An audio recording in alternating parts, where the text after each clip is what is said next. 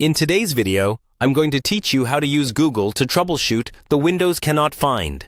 Make sure you have typed the name correctly and try again error.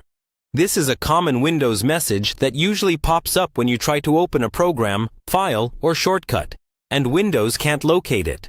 Instead of feeling stuck, one of the quickest ways to start solving it is to use Google effectively to look for reliable fixes.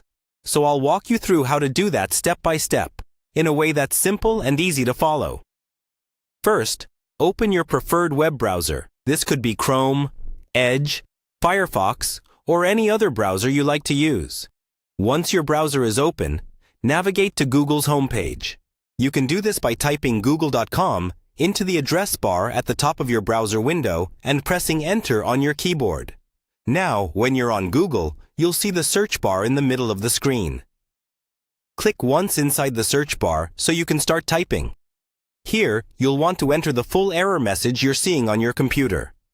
In this case, type, "How to fix Windows, cannot find." Make sure you have typed the name correctly and try again.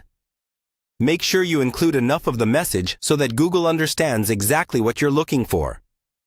The more specific you are, the more relevant the results will be.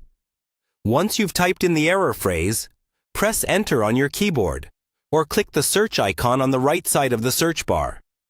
Google will now show you a list of results related to that error message. At this point, you can start scanning through the titles and short descriptions underneath each link.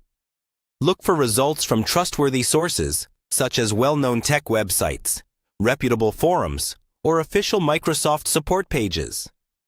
These are more likely to give you accurate and safe instructions.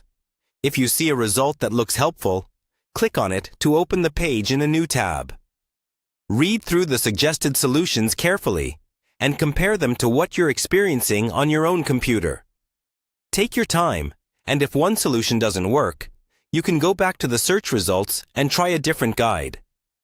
By using Google in this focused, intentional way, you give yourself a powerful starting point for fixing the Windows cannot find error and many other issues you might encounter in the future.